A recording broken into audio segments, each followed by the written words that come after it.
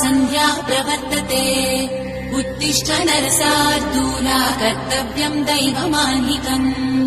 कौसल्या सुप्रजा रामपूर्वा सन्ध्या प्रवर्तते उत्तिष्ठ नरसार्दूला कर्तव्यम् दैवमान्निकम् उत्तिष्ठोत्तिष्ठ गोविन्द उत्तिष्ठ गरुडध्वज उत्तिष्ठ कमलाकान्ता त्रैलोक्यम् मङ्गलम् कुरु उत्तिष्ठोत्तिष्ठ गोविन्द उत्तिष्ठ गरुडध्वज उत्तिष्ठ कमलाकान्ता त्रैलोक्यम् मङ्गलम् कुरु मातः समस्त जगताम् मधुकैटभारे वक्षो विहारिणि मनोहर दिव्यमूर्ते श्रीस्वामि निश्चित जनप्रियदानशीले श्रीवेङ्कटेश दयिते तव सुप्रभातम् मातः समस्त जगताम् मधुकैटभारे वक्षो विहारिणि मनोहर दिव्यमूर्ते श्रीस्वामि निश्चित जनप्रियदानशीले श्रीवेङ्कटेश दयिते तव सुप्रभातम् तव सुप्रभातमरविन्दलोचने भवतु प्रसन्नमुखचन्द्रमण्डले विशङ्करेन्द्रवनिताभिरर्चिते वृषशैलनाथ दयिते दयानिधे अद्यानि सप्त ऋषयः समुपास्य सन्ध्याम् आकाशसिन्धुकमलानि मनोहराणि आदाय पादयुगमर्चयितुम् प्रपन्नाः शेषाद्रिशेखर विभो तव सुप्रभातम् पञ्चाननाब्जभव षण्मुखवासवाद्याः त्रैविक्रमादिचरितम् विबुधास्तुवन्ति भाषापतिः पठति वासरशुद्धिमारात् शेषाद्रिशेखर विभो तव सुप्रभातम् ईषत्प्रफुल्ल सरसीरुहनारिकेळपूगद्रुमारि सुमनोहर पालिकानाम् आवाति मन्दमनिलः सह दिव्यगन्धैः शेषाद्रिशेखर विभो तव सुप्रभातम् उन्मील्य नेत्रयुगमुत्तम पञ्जरस्थाः पात्रावसिष्ठ कदलीफलपायसानि भुक्त्वा सलीलमधकेळि सुखाः पठन्ति शेषाद्रिशेखर विभो तव सुप्रभातम् तन्त्री प्रकर्ष मधुरस्वरया विपञ्च्या गायन्त्यनन्तचरितम् तव नारदोऽपि भाषा समग्रमसकृत्करचाररम्यम् शेषाद्रिशेखर विभो तव सुप्रभातम्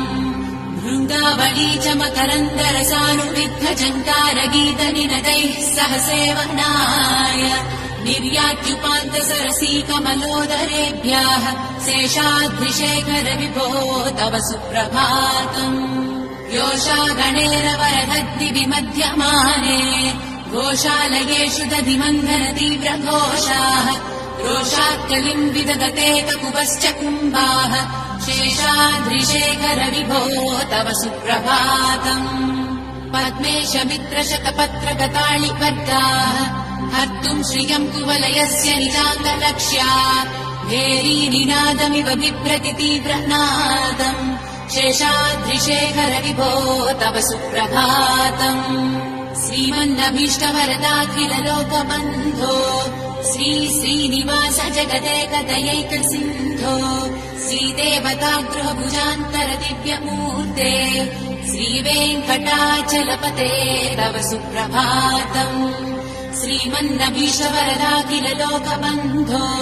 श्री श्रीनिवास जगदेकदयैकसिन्धो श्रीदेवतागृहभुजान्तर दिव्यमूर्ते श्रीवेङ्कटाचलपते तव सुप्रभातम् श्रीस्वामि पुष्करिणिकाप्लव निर्मलाङ्गाः श्रेयोर्धिनो हरविरिञ्च सनन्दनाद्याः द्वारे वसन्ति वरवेत्रहतोत्तमाङ्गाः श्रीवेङ्कटाचलपते तव सुप्रभातम् श्रीशेषशैलगरुडाचल वेङ्कटाद्रिनारायणाद्रिवृषभाद्रिवृषाद्रिमुख्याम् आख्याम् त्वदीय वसतेरणि सम्वदन्ति श्रीवेङ्कटाचलपते तव सुप्रभातम् सेवापरा शिव सुरेश कृशानुधर्म रक्षो बुनाद पवमानधनादिनादाः बद्धाञ्जलि प्रविलसन्निज शीर्षदेशाः श्रीवेङ्कटाचलपते तव सुप्रभातम् धारीषु देविहलराज मृगाधिराज नादाधिराज गजराज हयाधिराज स्वस्वाधिकार महिमाधिकमर्दयन्ते श्रीवेङ्कटाचलपते तव सुप्रभातम् सूर्येन्दुभौमभुतवाग्वति काव्यशौरिस्वद्भानुकेतुदिविषत्परिषत्प्रधानाः त्वद्दा सदा सचरमावधिदासदासाः श्रीवेङ्कटाचलपते तव सुप्रभातम् तत्पादधूलिभरितस्फुरितोत्तमाङ्गाः स्वर्गापवर्गनिरपेक्ष निजान्तरङ्गाः कल्पागमाकलनयाकुलताम् लभन्ते श्रीवेङ्कटाचलपते तव सुप्रभातम् स्वर्गो पुराग्रशिखराणि निरीक्षमाणाः स्वर्गापवर्गपदवीम् परमाश्रयन्तः मर्त्या मनुष्यभुवने मतिमाश्रयन्ते श्रीवेङ्कटाचलपते तव सुप्रभातम् श्रीभूमिनायक दयादिगुणामृताभे देवाधिदेव जगदेव शरण्यमूर्ते श्रीमन्ननन्त गरुडादिविरचिताङ्घ्रे श्रीवेङ्कटाचलपते तव सुप्रभातम् श्रीपद्मनाभ पुरुषोत्तम वासुदेव वैकुण्ठमाधव जनार्दन चक्रपाणे श्रीवत्स चिह्न शरणागत पारिजात श्रीवेङ्कटाचलपते तव सुप्रभातम् कन्दर्पदर्पहर सुन्दर दिव्यमूर्ते कान्ताकुचाम्बुरुह कुट्मललोल दृष्टे कल्याण निर्मल गुणाकर दिव्यकीर्ते श्रीवेङ्कटाचलपते तव सुप्रभातम् मीराकृते कवठकोल नृसिंहवर्णिन् स्वामिन् परश्वगतपोधन रामचन्द्र शेषांश रामयदुनन्दन कल्किरूप श्रीवेङ्कटाचलपते तव सुप्रभातम् हेलालवङ्गघनसार सुगन्धितीर्थम् दिव्यम् वियत्सरिति एव घटेषु पूर्णम् धृत्वाद्य वैदिकशिखामणयः प्रहृष्टाः तिष्ठन्ति वेङ्कटपते तव सुप्रभातम् भास्वानुदेति विकचानि सरोरुहाणि सम्पूरयन्ति निनदैककुबो विहङ्गाः श्रीवैष्णवासगतमर्दितमङ्गलास्ते धामाश्रयन्ति तव वेङ्कट सुप्रभातम् ब्रह्मादयः सुरवराः समहर्षयस्ते सन्तः सनन्दन मुखास्त्वरयोगिवर्याः धामान्तिके तव हि मङ्गलवस्तु हस्ताः श्रीवेङ्कटाचलपते तव सुप्रभातम् लक्ष्मीनिवास निरवद्य गुणैक सिन्धो संसार सागर समुत्तरणैकसेतो वेदान्त वेद्य निज वैभव भक्त भोग्य श्रीवेङ्कटाचलपते तव सुप्रभातम् लक्ष्मीनिवास निरवद्य गुणैक सिन्धो संसार सागर समुत्तरणैकसेतो वेदान्त वेद्य निज वैभव भक्त भोग्य श्रीवेङ्कटाचलपते तव सुप्रभातम् इत्थम् वृषाचलपतेरिह सुप्रभातम् ये मानवः प्रतिदिनम् पठितुम् प्रवृत्ताः तेषाम् प्रभातसमये स्मृतिरङ्गभाजाम् प्रज्ञाम् परार्थसुलभाम् परमाम् प्रसूते इत्थम् वृषाचलपतेरिह सुप्रभातम् ये मानवः प्रतिदिनम् पठितुम् प्रवृत्ताः तेषाम् प्रभातसमये स्मृतिरङ्गभाजाम् प्रज्ञाम् परार्थसुलभाम् परमाम् प्रसूते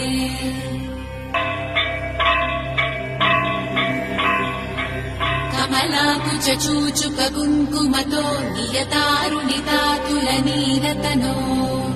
कमलायतलोचन लोकपते विजयी भव वेङ्कटशैलपते कमलाकुचूचुक कुङ्कुमतो नियतारुणितातुलनीलतनो कमलायतलोचन लोकपते विजयी भव वेङ्कटशैलपते स चतुर्मुख षण्मुख पञ्चमुख प्रमुखाखिल दैवतमौलिमणे शरणागत वत्सल सारनिधे परिपालय माम् वृषशैलपते अतिवेलतया तव दुर्विषहैरनुवेलकृतैरपराधसतैः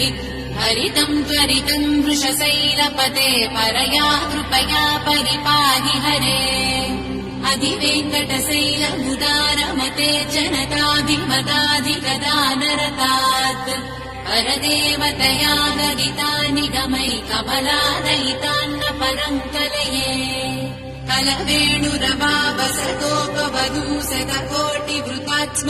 कलवेणुरवावसतोपवधूसतकोटिवृतात्स्मरकोटिसमात् प्रतिवल्लविताभिमतात् सुखदात् वसुदेवसुतान्न परम् कलये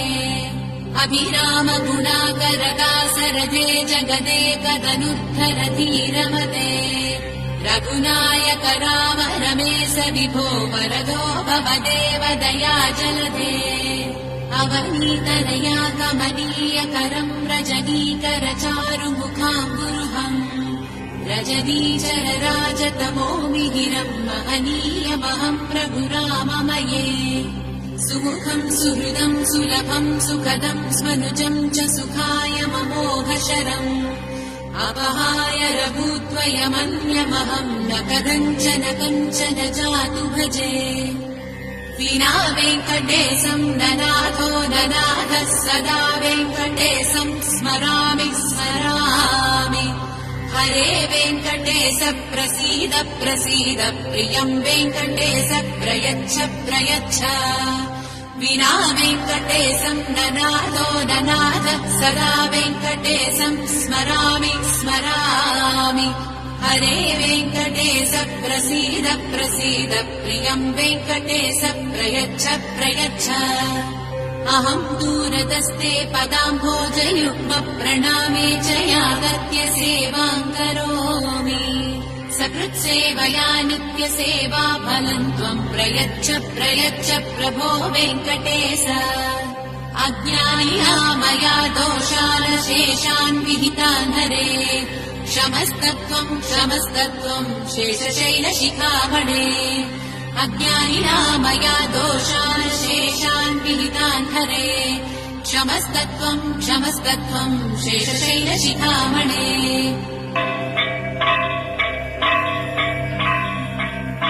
ईशानाम् जगतोऽस्य वेङ्कटपतेर्विष्णोः पराम् प्रेयसीम् तद्वक्षस्थल नित्यवासरसिकाम् तच्छान्तिसम्पद्धिनीम् पद्मालङ्कृतपाणिपल्लवयुगाम् पद्मासनस्थाम् श्रियम् वात्सल्यादिगुणोज्ज्वलाम् भगवतीम् वन्दे जगन्मातरम् ईशानाम् जगतोऽस्य वेङ्कटपतेर्विष्णोः पराम् प्रेयसीम् तद्वक्षस्थल नित्यवासरसिकाम् तच्छान्तिसम्पद्धिनीम् पद्मालङ्कृतपाणिपल्लवयुगाम् पद्मासनस्थाम् श्रियम् वात्सल्यादिगुणोज्ज्वलाम् भगवतीम् वन्दे जगन्मातरम् श्रीमन्कृपाजलनिधे कृत सर्वलोक सर्वज्ञ शक्तनत वत्सल सर्वशेषिन् स्वामिन् सुशील सुलभाषित पारिजात श्रीवेङ्कटेश चरणौ शरणम् प्रपद्ये श्रीमन्कृपाजलनिधे कृत सर्वलोक सर्वज्ञ शक्तनत वत्सल सर्वशेषिन् स्वामिन् सुशील सुलभाश्रित पारिजात श्रीवेङ्कटेश चरणौ शरणम् प्रपद्ये आदूपुरार्चित सुजात सुगन्धि पुष्प सौरभ्य सौरभकरौ समसन्निवेशौ सौम्यौ सदानुभवनेऽपि नवानुभाव्यौ श्रीवेङ्कटेश चरणौ शरणम् प्रपद्ये सद्यो विकासि समुदित्वर सान्द्रराग सौरभ्य निर्भर सरोरुह साम्यवार्ताम् सम्यक्षु साहस पदेषु तिलेखयन्तौ श्रीवेङ्कटेश चरणौ शरणम् प्रपद्ये रेखामयध्वज सुधा कलशाकपत्र वज्राङ्कुशाम्बुरुह कल्पक शङ्ख चक्रैः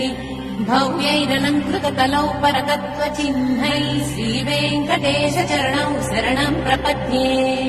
ताम्रोदरद्युतिपराजित पद्मरागौ बाह्यैर्महोभिरविभूत महेन्द्र नीलौ